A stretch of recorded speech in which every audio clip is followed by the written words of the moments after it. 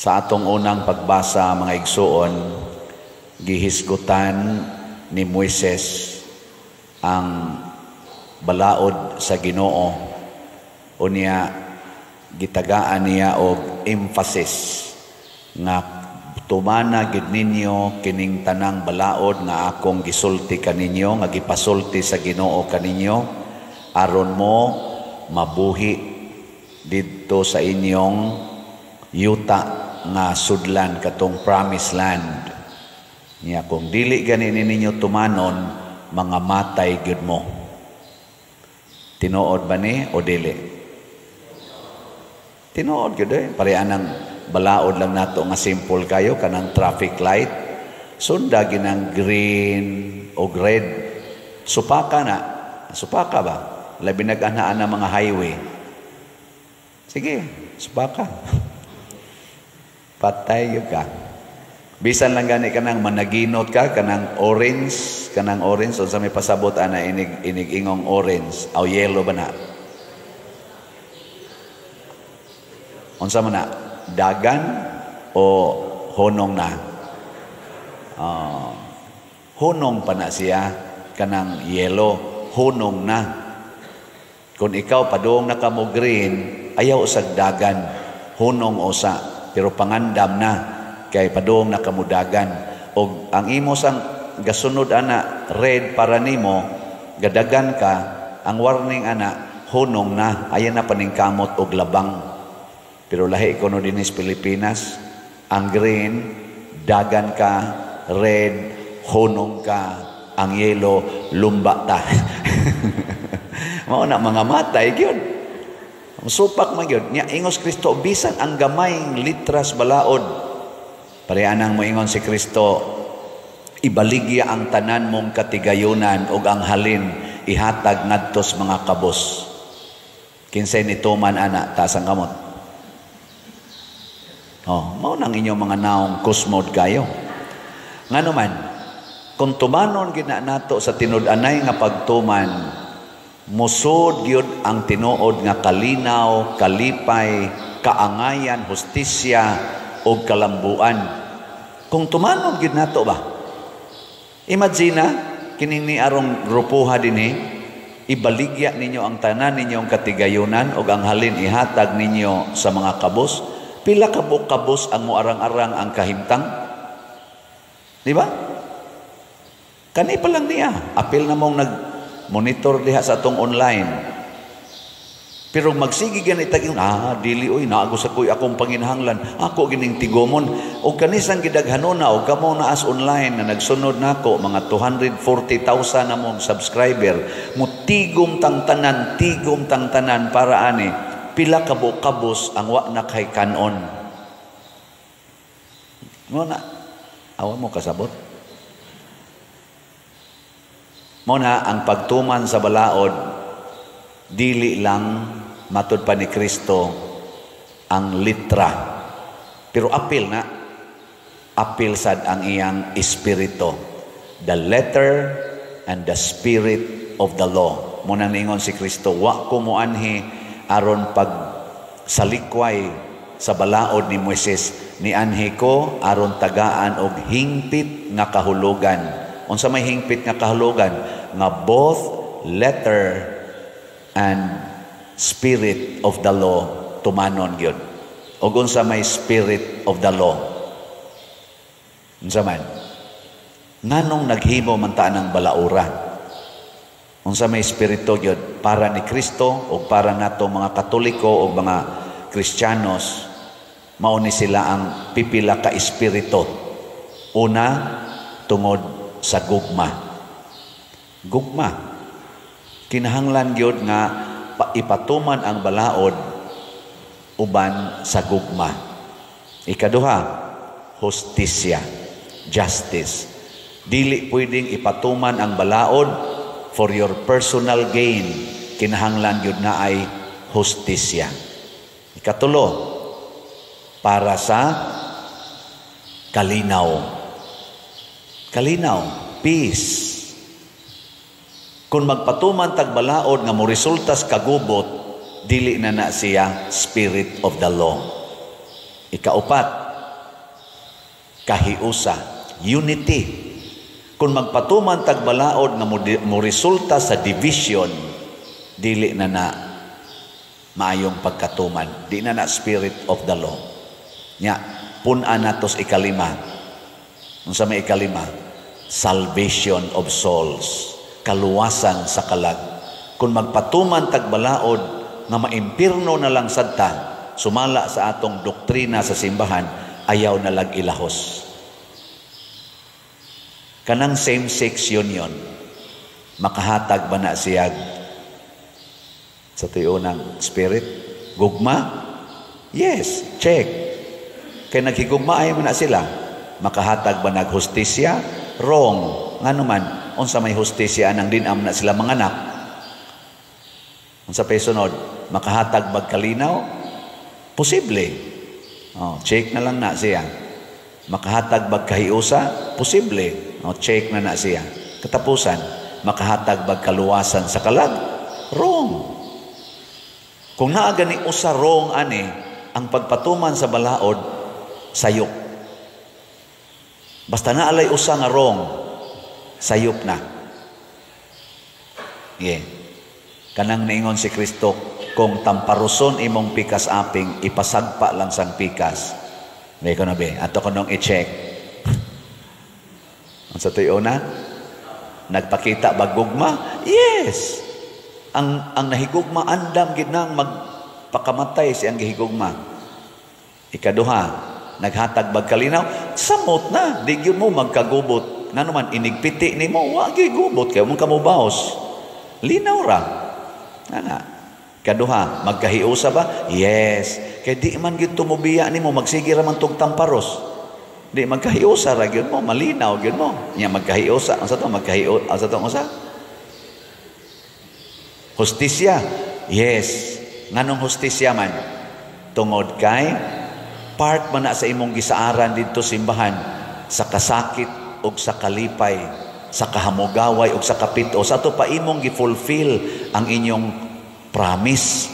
Hustisya na, pero mukuan ka mo biya kas inyong promise, sama nang moingon ka, akong promise ninyo 20 pesos ang kilos bugas, iglingkod nako. Nya imo nang giusab, aw di injustice na. Di ba? Katapusan, makaluwas ba o kalag? Makawagtang bagsala? Yes. Nga naman, kadtong nitamparos nimo nga dili jud ka musukol, wa to katakod ang iyang sala nimo, katong iyang anger, katong iyang jealousy, katong iyang pagka-judgmental, wa katakod nimo. Gasige ra kag ingon niya, this cannot change my love for you.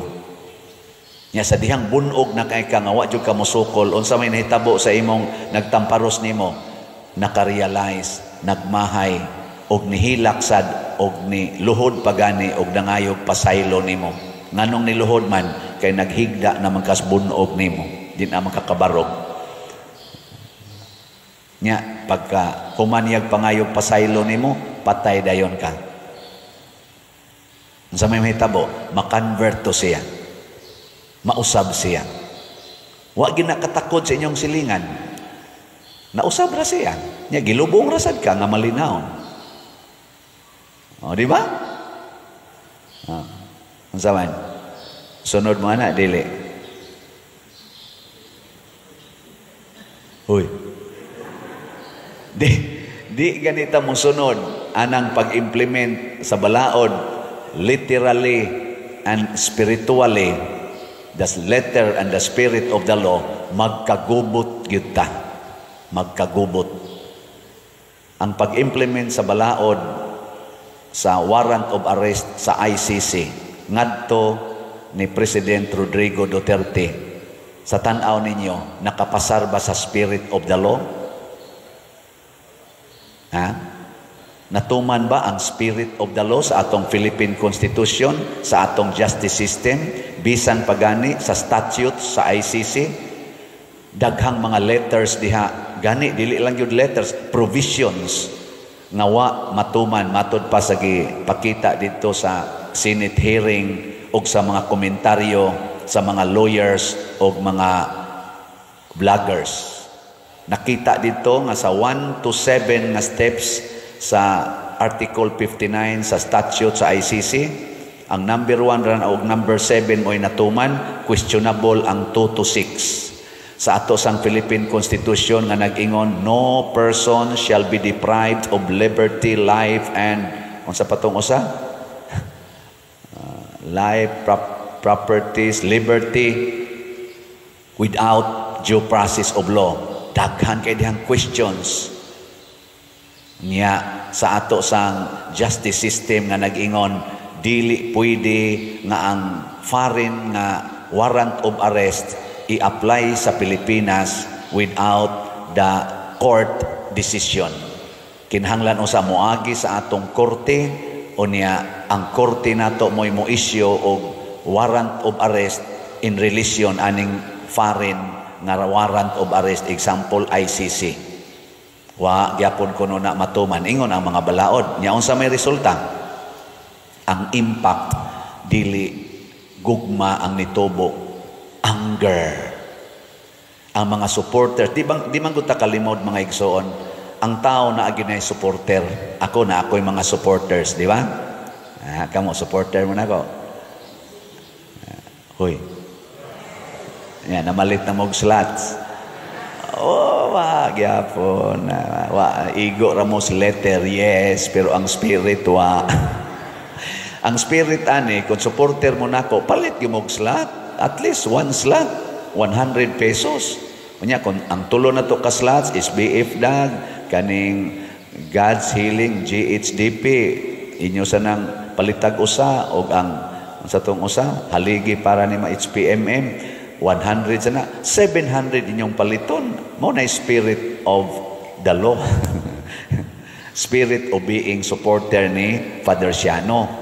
Dili lang kay magsigira mo diag basa niya, katawa-katawa niya, inighuman, igingon, slot di ay. Ay lang na slot. So, igo ramos letter, wa mo sa spirit. Karon unsa may reaction? Ang mga supporters ni President Duterte throughout the world mipakita og negative reaction sa pagpadala niya ngadto sa ICC. Ginamit ang balaod nato dinhi nga gi-accuse sa aning mga supporters nga illegal, pasabot wa motuman sa spirit and letter of the law, illegal, gani gitawag pa ron nila kini og kidnapping sa mga supporters na. Pero sa mga nag-propose nga dakpon si President Duterte, ni gamit po sila sa balaod, ang rason sad nila nga dunas po'y nagsuporta nga balaod ni ini. Pero mailhan na nato kung tinuod ang supporting law na convincing, kay kining ni ang ni-react negatively, masatisfy ang ilang gibati. Mura magwa, ni samot manoon, kada nila explain, musamot manoon, motong paghumag hearing sa Senate, dito gi-explain ang mga side nga nagpa-arrest ni President Duterte, ni-explain sila dito. Nisamot man ang reaksyon sa mga tao kay tungod ani atong social media nga inigsulti nimo karon, ikaunya mabati na nas tibuok kalibutan, ni react na nagrally ang mga tao. Do naman dihay kanang naghatag og post sa Facebook, Google ba to o Facebook nga akong nabasa, iyang giswayan og kaning tan-aw ang history sa ICC diha sa The Hague. Doon ay iyang gimension nga mga 3 ba to o 4 ka mga head of states nga napasakaan sa dihag sumbong na crime against humanity. Mga 4 to kabuk iyang gimension, murag ikalima karon si President Duterte. Ambot ba ko masayop ato. Kining 4, pulos gini sila, dunay mga supporters nga nipakita og negative reactions. Dunay pagpriso na dito na nagrally, hundreds of people nagrally, naasay thousands of people nagrally. Ug tungod sa ilang pagrally, ang kanunay nilang gitawag o gisinggit, this is political harassment or politically motivated na pagpriso. O kining upat or tulo ba to ka mga head of states giabsuelto sa ICC. Pero kaniko nung panahon ni President Duterte karon, first time in the history of ICC nga dili hundreds, dili thousands ang nagrally. Nya katus ang kasagaran atong nagrally atong previous nga naabsuelto didto ras ilang nasod. Karon kang President Duterte, ang rally, millions of people ang nagrally. Millions. Nya dili ra din his Pilipinas, many countries in the world, especially mga prime countries like Canada, Australia, America, Japan, Hong Kong, mga dagkong cities, UK o uban pa na nagrally. Thousands of people, labi na dito sa Dahig, dito sa una, Dahig, ang katong mga previous nga ilang gisgutan, thousand or hundreds of people magrally dito. Pero karon, ang nagrally dito di atong 24, thousands from all over Europe. Nangadto sila. This is phenomenal. Ngano man, klaro kaayo nga dunay dakong question mark sa pagpatuman sa atong balaod, both spirit and letter of the law. O karong buntag na ako'y gitan-aw nga vlog, misulti ang mga OFW. O kini nakapa dako kay ni siyang kurat. Sugod ugma kay birthday man ni ugma ba? Friday 28, no? Birthday ni President Duterte karong 28. 1 week from March 28 to April 4, ang mga OFW nga nagsuporta ni President Duterte, mag-zero remittance sila nga his Pilipinas. Imagine na kana nga reaction. Nya gabaha na ron sa social media nga daghan ang moingon, mo appeal ko. Zero remittance sila for this period. In support, pagpakitag protesta ngadto sa nahitabo ni President Duterte. Dili na ni siya basta-basta naman ay uban moingon, kanang inyong rally binayaran man na, hinakot man na, pero mag-zero remittance ka. Di na basta-basta, appeal ng ilang pamilya ang nag-suffer.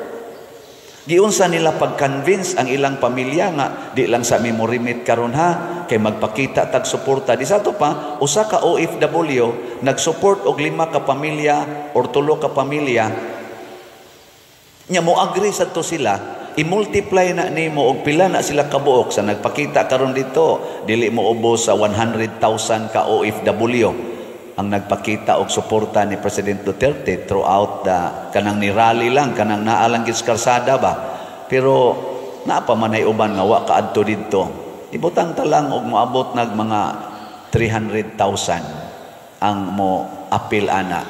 Plus pagyud sa ilang pamilya dire, pila man di ay ka millions of Filipinos are willing to show nga mag-antos mi. Mas may pag mag-antos mi nga wa mi kaon or wa mi budget karon aning mga adlawa kaysa padayono ninyo ang kasakit namo nga ang atong balaod wa ninyo tumana in a literal and spiritual with literal and spiritual satisfaction. Mga igsoon, isip pari na alarm ko ani ngano man matod pa sa panultihon lagi, Vox Populi, Vox Dei. Sabot mo na? The voice of the people is the voice of God. Kung majority nas mga tao mo tingog na gani, pasabot mo na nay tingog sa Ginoo. O giunsa man pagtingog aning ato mga Filipinos, pinaagi og prayer rally, peaceful gathering, dili inisog, dili revolusyon, kung dili peaceful rally, hunger rally, hunger strike of remittance. Hinaot unta nga mamati ang atong mga leaders karon. Mamati sa mga tao, mamati sa Ginoo. Dili mo padayon og insist niining mga decisions nga ang resulta maghatag og kadaot, kagubot, panagkabahin-bahin og kasakit sa daghang mga tao. Yes, sad-an gitingali si President Duterte, pero unsa may gipangayo niining mga supporters, pabalika lang dinhi sa Pilipinas, dinhi siya ikiha, dinhi siya kasuhi, og makonbikto, dinhi siya prisuha, hangtod mamatay. Kana ra gyud gipangayo. Wa mo ingon ni mga supporters nga way sa si President Duterte niining iyang EJK, crime against humanity. Pero pwede ba anhi lang dinhi prisuhon, anhi lang dinhi kasuhan, anhi sa dinhi huwaton og kanus mamatay diha sa prisuhan kung mao man gid nay iyang sala. Nganong ibutang man gyud didto? Og ang lain sang wish ni President Duterte, sigihan niyag balik-balik, bisag katong hapit na siya dada, sige niyag balik-balik, ingon siya, gusto ko nga ang mo hearing sa akong kaso Filipino court. Gusto ko nga ang muhukom nako Filipino judge. Di ko gustong hukman anang foreigners, kay wa ko maghago para sa foreigners, naghago ko para sa nasod. Muna ang akong isig ka Filipino, mo'y muhukom nako aron mapamatud-an nga ako di ay nakasaha ko sa akong isig ka Filipino. Nganong ang lain mang tao, lain mang nasod ang muhukom, lain mang lahi nga wa man siya gibuhat dito, wa man siya foreigner nga gipatay, wa sad siya nasod nga iyang gipakialaman. Dinhiraman gid siya sa Pilipinas, wa man siya drug war kuno against wa man siya war against drugs dito sa Amerika, dito sa UK, dito sa Germany, ni araman siya sa Pilipinas. Kung sayop mang iyang gibuhat, gusto niya ang Filipino judge, ang Filipino court, maoy mo hukom niya, mo papriso niya, and he is willing to rot inside the jail. Kanindot, ana, spirit of the law yun na, and letter of the law. Nganong ihikaw pamanggid na, mo na reaction karon ni ining mga Filipinos nga supporter ni President Duterte. Tinuod, nag-enjoy sad ang mga anti-Duterte. O kinsa may atong angay paminawon ani, mamalandong lang ta.